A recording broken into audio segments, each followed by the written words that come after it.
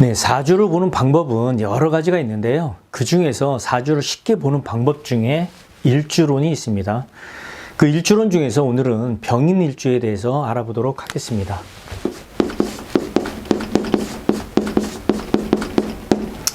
병화가 인목에 이렇게 앉아있게 되는 겁니다. 그러면 12운성으로는 병화는 인목에서 생지가 됩니다.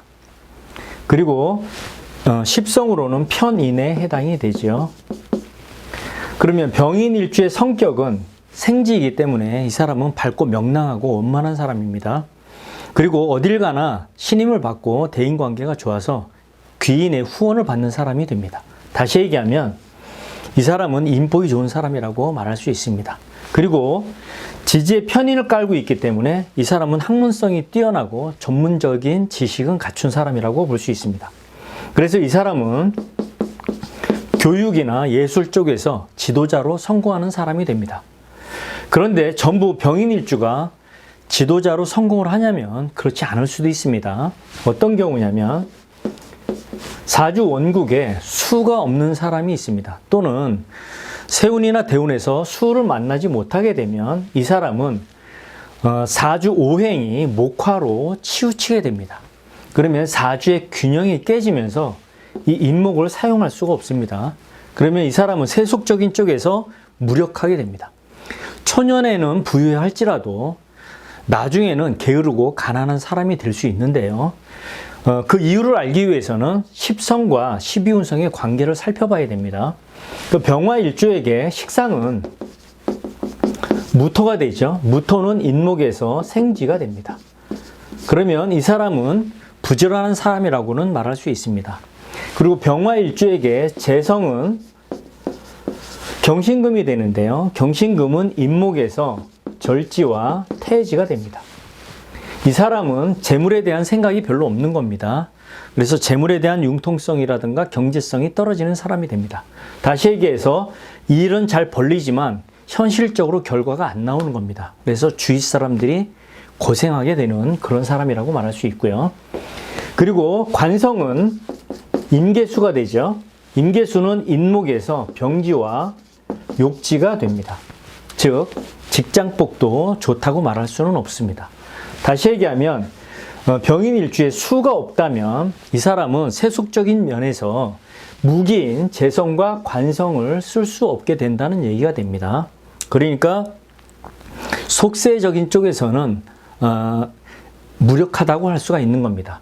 그러면 이런 경우에 배우자는 어떻게 되는지 살펴보면 여자인 경우에 이 사람의 배우자는 관성이 되죠. 관성이 병지나 욕지가 됩니다.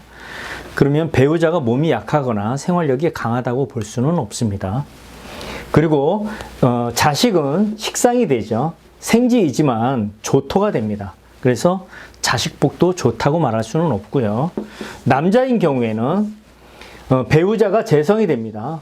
재성이 절태지가 되기 때문에 부인과는 한번 이별을 할 수도 있고 또 생활력이 강하다고 볼 수는 없죠. 자식은 관성이 됩니다. 병지와 육지가 되기 때문에 자식복이 좋다고 말할 수는 없는 겁니다. 그러면 병인일주가 이렇게 전부 다 배우자복도 없고 자식복도 없냐면 그렇지 않습니다. 오히려 반대로 본인이 사회적으로도 잘 나가고 이름을 날리면서 배우자복, 자식복도 다 좋을 수가 있는데요. 어떤 경우냐면 사주 원국에 수가 왕성한 사람이 있습니다. 또는 세운이나 대운에서 이 수운을 만나게 되면 사주에 목화로 치우쳤던 오행의 균형이 맞추어지면서 인목이 살아나게 됩니다. 그러면 인목은 인성이 되는데요. 이 사람은 남들보다 뛰어난 학문성과 전문성을 갖추게 됩니다. 그리고 교육이나 예능, 문학 쪽에서 두각을 나타나게 됩니다.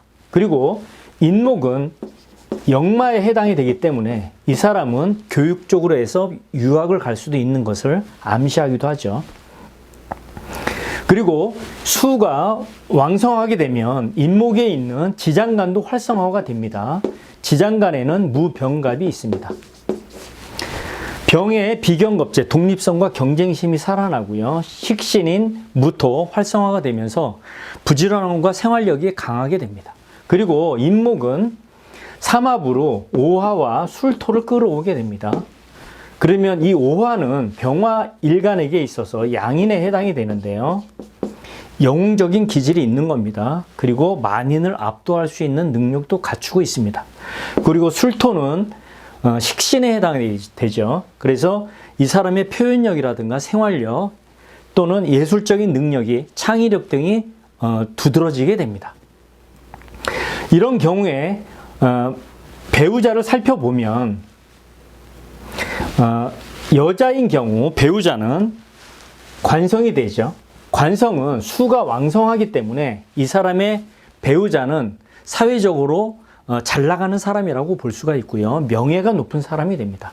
그리고 자식은 식신이 되는데 무토, 술토가 활성화가 되면서 자식도 현달한 사람이 됩니다. 무토가 되죠. 그리고 남자인 경우에 배우자는 재성이 되는데 병화, 일가인 병화와 합의되는 신금이 배우자가 됩니다. 이 배우자는 인목에서 태지가 됩니다. 그러면 이 남자의 배우자는 집에서 조용히 내조를 잘하는 사람이라고 할 수가 있습니다. 그런데 사주 원국에 금이 왕성하거나 운에서 금운을 만난다면 이 배우자 역시도 생활력이 강하고 사회적으로 현달한 사람이라고 할 수가 있고요. 또 자식은 관성이 되죠. 임수가 왕성하기 때문에 자식 역시도 현달한 사람이라고 현달할 수 있는 자식이라고 볼 수가 있습니다. 그러니까 사주에서 수가 원국에 있느냐 없느냐 또는 세운이나 대운에서 수를 만나느냐 만나지 못하느냐에 의해서 병인 일주의 기복이, 운의 기복이 있다라고 말할 수가 있습니다. 오늘은 병인 일주에 대해서 간단하게 알아봤습니다.